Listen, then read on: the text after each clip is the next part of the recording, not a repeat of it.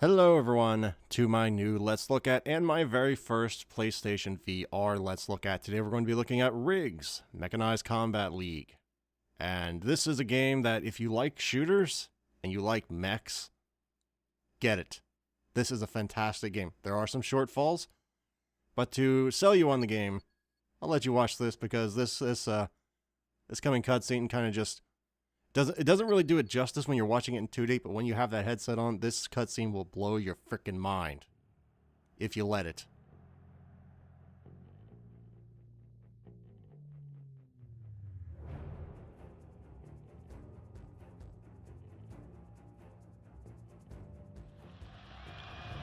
Each season they come from all over the world. From the amateur leagues and the semi-pros to compete among the elite. 18 teams, only one winner. Anger management on the move. He's still going. He's looking. They can't stop him. Touchdown! Takedown! Flatliner! Cobras take the lead with just seconds left on the clock. Angel is clear. Comet's out of position. He leaps. It's one-on-one now. Critical mass against anger management. Takedown! That's it! That's the match! Comets take the trophy, and they are league champions!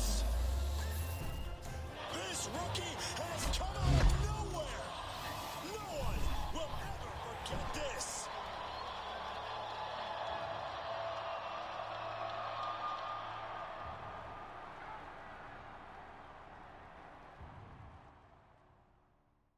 Okay, so now that the opening cutscene is over, you might have noticed, I think the camera's tilting a little bit. Yeah, I think that might just be because naturally I tilt my head a little bit. If you actually are in VR yourself and you don't do that, you won't have that. So that's not a legitimate complaint. That's just, you tilt your head.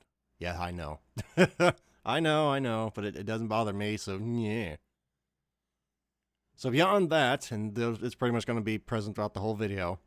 Beyond that, this, like I said, 2D does not really do PSVR great credit, but once you put on that headset, things start clicking.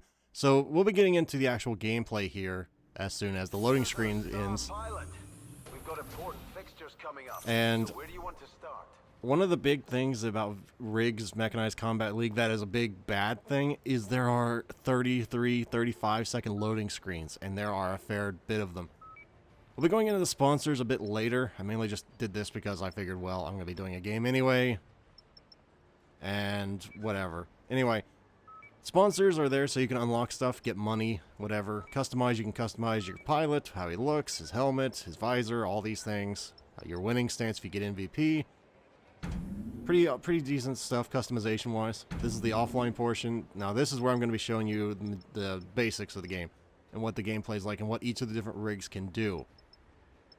First, we'll be going to my very first mech, or rig, or whatever it is, the cheerleader, and do not be deceived by its name. This thing will kill you very easily. Now, the reason is, well, I'll be going over the classes later. You might have noticed, like, orange, blue, green, and then all these other things. These are all different, I don't want to say classes, but they are different types of mechs. They all have their own special abilities. This one in particular, the green-blue, or whatever you want to call this, and yes, you can rotate that around with using the right stick in here, is when you look at your teammate, you heal them. Now, the special abilities on this thing is it can go underneath very, very short areas, and it's very, very quick. And we're going to be going over the self-destruct sequence. Now, this thing has a bit of comfort things. You can set it to just get rid of all this. I'll warn you right now, if you do what I did and take them all off like that, you can get a little woozy. Because you feel like you're going down a really, really fast elevator and your brain just goes, oh god, and your stomach just kind of like drops, but I love that feeling personally. But it is a thing if you do get motion sickness, I want to turn that back on. Anyway, this particular mech type here is a flyer. That means you can kind of just hover around in the air, shoot people all hickledy-pickledy at your convenience. Of course, you're kind of a sitting duck up there. But, I mean, if you're a all-out like mobility kind of person, you can also go in where the hunters can, but you have a lot less armor, excuse me, and I think that kind of balances itself out. You're relying more on mobility than you are anything else. Our next thing we're going to be looking at is the big old Big Daddy, the one that has the big stomp. And this thing, I've never actually piloted this in a match, but I can tell you, I've ran into a couple situations where my AI teammates have saved my behind. Like, I'm sitting there, you know, having some kind of a Wild West duel there. All of a sudden, this big boom, and it just explodes. No, it doesn't explode, but it, you know, it gets a takedown. I'm like, holy crap. It's like an awesome, it's like a tempo controlling thing where you can just, like, if you have good timing, you can really, really make a big difference. Now, as you can see, there's different weapons for each of the different things, and you can see what the different abilities of the specific classes are there. Vampire is really good for, like, close range combat. If you kill something, you get your armor back. All the other things, Carapace, I think, gets you a big shield on your back, so the only thing that can hit you in the back is, I think, melee attacks. The knockout, which is the blue one, I think it's a bonus to your melee. You have to read it, but hopefully you read it yourself. But yeah, that's basically what that does. You can make a big old jump. You have to charge it all the way up, though, is a problem. And if you don't have foresight, well, you might miss your opportunity. That's the thing there. Now, the final one we're going to be going over is the Mirage. Big thing this thing gets is it's a double jump, so you get a lot of mobility. The negatives are it's a pretty big mech, so you're kind of a big target. You're not as big as the Big Daddy, but you're still a relatively big target. And obviously you can't fly around. But I mean, it's like the jack of all trades. This is like what most people are probably going to want. So now we've gone over the mobility options on all the different things, it's time to actually get ourselves into a match. I know, you've been wanting to see a match this whole time, but I've been just showing you what the different things are capable of. Anyway, let's get my thing out first, my cheerleader here. And we will be going, because you have to equip the thing you're going to use. If you go, you can go in with a test rig. It's very, very not recommended, but you can do that. By the way, you can change your teammates there by looking over them, hit triangle. Is powerslam. In this 3v3 sport, teams attempt to win by scoring the highest number of goals. To score a goal, a rig needs to first enter overdrive, either through takedowns or collecting power spheres found in the arena. Once in overdrive, the pilot makes their way to the goal in the center of the arena. Jumping through the goal whilst in overdrive earns their team a point. A point can only be scored by a rig dropping through the goal from above. A force field blocks access to the underside of the goal. Pilots that have ejected are free to pick any relaunch point in the arena and can choose to deploy into safe or risky locations. If the game is tied at full time, extra time is played. Extra time concludes when the next goal is scored or if all of the opposition team has been eliminated. There is no relaunching in extra time. In the unlikely event there is no clear winner after extra time, then the first takedown of the match decides the winner. Extra personal points can be earned by assisting your teammates with takedowns or performing defensive takedowns by stopping an opponent in overdrive close to the goal. Now, the reason I brought that up is because normally you start with 2 test pilots. They don't take any of your money if you win, but they're not nearly as good. So I wanted teammates that were better. Break from the league today to focus on the opening round of the powerslam tournament. That's nice. A win will take us through to the next round. A defeat will see us knocked out. Oh, so no pressure, huh? Yeah, anyway, if you, basically, the more you pay them, generally speaking, the better they are. I think they're rated on a star system, so I just try and have a good mix of different rigs in my lineup. We all have a different rig, different, you know, strengths and weaknesses. Don't know if it's a good setup or not, but that's what I go with. Now, powerslam initially seems very complicated, but it's really not. It's actually kind of fun too once you get used to it, because if you actually have I forget what the specialization. I think it's the yellow specialization, the thief one. I think it is. You can kind of just really. Wait, no, I'm thinking of endzone where they are really shine. Crap. Well, anyway, my recommendation is try every kind of mech that you want. You'll have more than enough time to do so. The other recommendation: start in slow play sessions. Don't just go for like an hour and try and power. By the way, if you get motion sick, don't try and power through it. That's terrible. First time I played this, I think I could only play for like 10 minutes, and then the next day like 20 minutes, and then the next day like 40 minutes, and I think yesterday I played for like an hour. I'm working my way up. But I mean, make no mistake, when you drop 4 stories, your stomach just goes, oh god. If you are sensitive to that kind of thing. Again, it can be a good thing or a bad thing depending on how your sensitivities are. Hold on to your hats, folks, because this promises to be a classic. Let's get it on! It should be said, this rig, Pilots, power up! this rig's really more for like end zone, but power slam it'll work. It's just this thing doesn't have the greatest mobility. Here we go! It's power slam time! So here we go. The Dubai Arena hosts these two teams to what I am sure will be a classic power slam match. Not my strongest showing right off the bat, but I didn't even go over the other things. Match goes to the Banshees. If you look on the bottom right of your screen, you'll see the orange circle. That means I am hitting rather harder. You switch to the red one, I think the square, it means you run faster. Interrupted by an obstruction. And the green one means you heal. So you want to make sure you balance these different modes. I didn't even bring that up because I forgot all about it. That's very important. A teammate is running for goal. Give them overdrive is online. Focus on getting to the goal. Great run and goal by the Banshee pilot. And overdrive essentially means 1-0. that you have all three working at once. So you're healing faster, you're moving faster, and you're doing more damage. That's what you need to know. Your overdrive time. Move in. And that was where they pushed me away from the goal. And that's the kind of stuff you can get into. Before she can score. It can be rather intense. Into overdrive.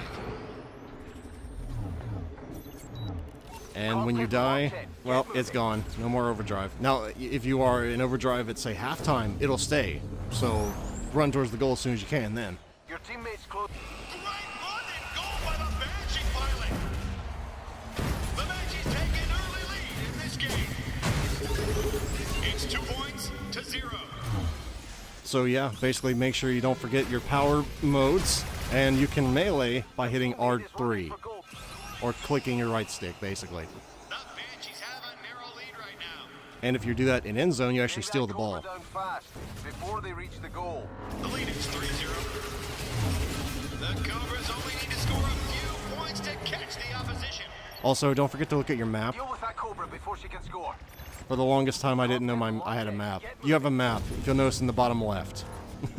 It's rather important that you realize that. That Cobra is looking to score. Not today. Not with me on the job, even though I think I let them score once later. But the point here is, Keep moving. This could be a goal for 10 seconds to the half. Go! Nice goal.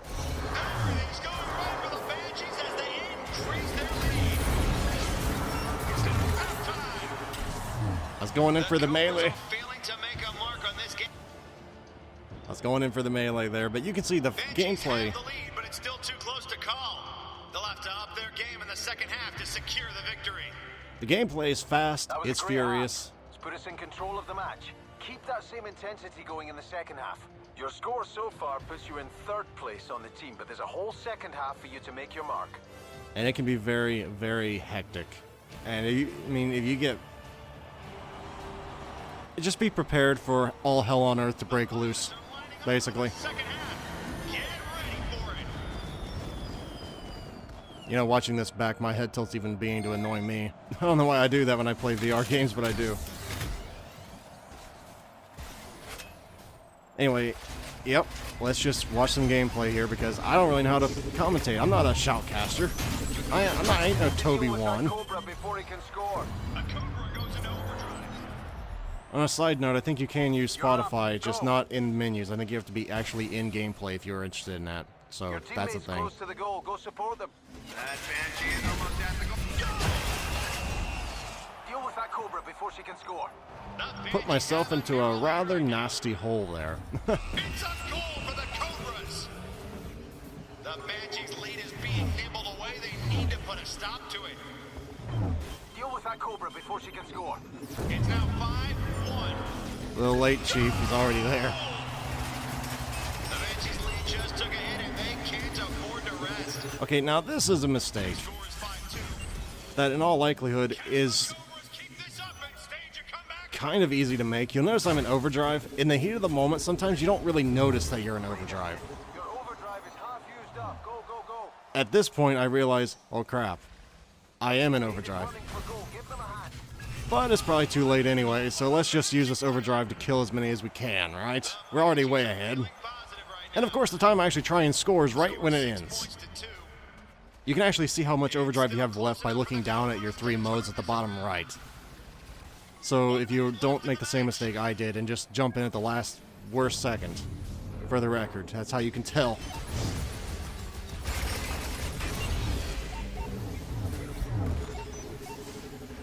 Oh, there he is.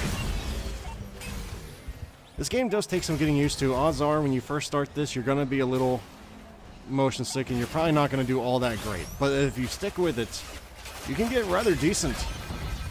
Mind you, I've not even played online yet. I'm looking forward to even playing online, but I suck too much to even go online. I have a hope in hell of winning in that. Take that Cobra down fast, before they reach the goal. It's a goal. So let's go get a goal ourselves then. Everything's going right for the Banshees as they increase their lead. Another Banshee scores.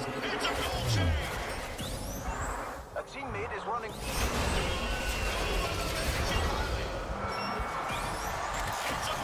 Okay, so that is basically means game over. Full time has been played. There you go. This one and most of them by the Banshees. What a victory.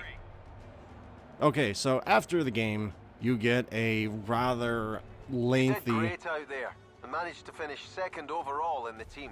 Way to go! The longest takedown streak in the match. That's nice. Yeah, after the game, you get a rather lengthy series, which is fantastic the first few times you play. But the beginning, like the pre-game and the post-game, gets kind of annoying if you just want to play a lot of games right off the bat. I'm just being honest. Because you really just want to go, good God, just let me go to the next game. I don't want to look out an airplane window. Just let me play. That is a negative. So, to summarize, the positives, absolutely fantastic gameplay. Graphics, I think they look great on the VR. Alright, a great start to the competition. There's a couple of league matches before the next round, so let's keep the momentum going. Of course, there's the regular VR pitfalls. At times, far away things can be a little blurry. That's just going to be VR. Okay? I'm not trying to rationalize it. I'm just saying I don't think that's the fault of the games. I think the game looks fantastic, personally. Some people think it doesn't look all that great. I think it looks fantastic once you're in the game with the VR goggles on. A sponsorship challenge again, but the rewards for repeating a challenge aren't quite as cool as that first time. Why not choose a new challenge right now? Anyway, I would have to recommend this game if you like shooters and you like mechs and you have, well, a PlayStation VR. Otherwise, I guess not. But overall, I would rate this game very, very good because it's insanely satisfying to play and it's extremely gratifying once you get used to it and actually end up taking people down and just zooming on to the next person. But anyway, guys, thank you very much for watching. As always, if you'd like to help support this channel, you may wish to like or even subscribe. So, good luck out there, everyone. Hopefully, you're not the one ejecting. Hopefully, you're the one making the other person eject out of their mech. Farewell, until next time, everyone.